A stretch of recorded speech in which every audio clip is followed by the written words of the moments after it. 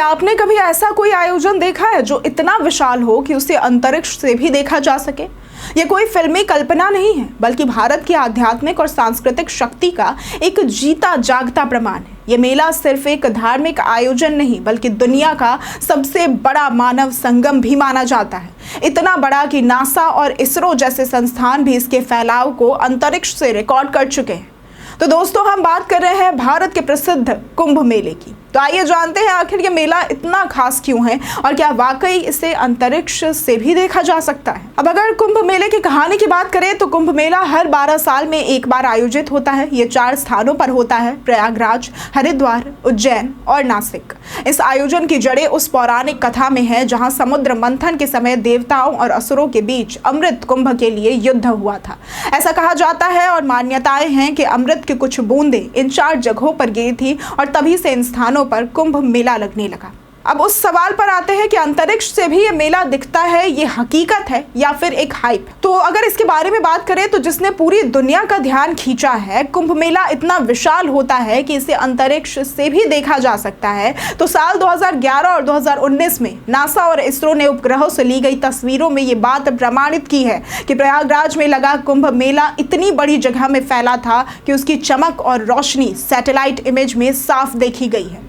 इन तस्वीरों में गंगा, यमुना और संगम के किनारे बसे अस्थायी टेंट, सड़कें, लाइट्स और भीड़ का आकार किसी विशाल शहर से भी बड़ा दिखाई दिया है। अब कुंभ मेले में 1 से 2 दिन के भीतर ही लाखों लोग एक साथ स्नान करते हैं। अब अगर इसी साल की बात कर ले तो 2025 में प्रयागराज में करोड़ों श्रद्धालुओं ने आस्था की पवित्र डुबकी लगाई थी। ये एक अच्छे वातावरण का ही नतीजा है। अब एक कल्पना कीजिए कि एक ऐसा शहर जो कुछ महीनों के लिए बसता है, जिसमें टेंट सिटी, हॉस्पिटल, सड़कें, बिजली, पानी, पुलिस, सफाई, सब कुछ अस्थायी होता है लेकिन एकदम सुचारू ढंग से चलता है। ये मेला केवल धार्मिक आयोजन नहीं, बल्कि भारतीय प्रशासन, प्रबंधन और तकनीकी कौशल की भी परीक्षा होती है। अक्सर लोग सोचते हैं कि कुंभ मेला सिर्फ आस्था से जुड़ा है, लेकिन इसका मनोवैज्ञानिक और सामाजिक प्रभाव भी काफी गहरा है। भीड़ में शामिल लाखों लोग एक साथ किसी उद्देश्य के लिए एकत्र होते हैं। ये सामूहिक चेतना का एक अद्भुत उदाहरण है। नदी में स्नान केवल धार्मिक नहीं, बल्कि स्वच्छता और मनोवैज्ञानिक शांति का माध्यम भी बनता है। यहाँ पर सन्यासी, नागा साधु, तीर्थयात्री, आम जनता और विदेशी पर्यटक एक ही जगह एकत्र होते हैं, जो कि एकता की एक मिसाल ही होती है। अब कुंभ से क्या सीख सकते हैं, इस पर भी बात कर लेते हैं। तो कुंभ मेला हमें सिखाता है कि भारत सिर्फ परंपरा नहीं, बल्कि व्यवस्था और मैनेजमेंट का एक अद्भुत मॉडल भी है। यहाँ लाखों लोग एक साथ आते हैं, लेकिन सभी के लिए खाना, रहना, चिकित्सा और सुरक्षा की व्यवस्थाएं भी होती हैं।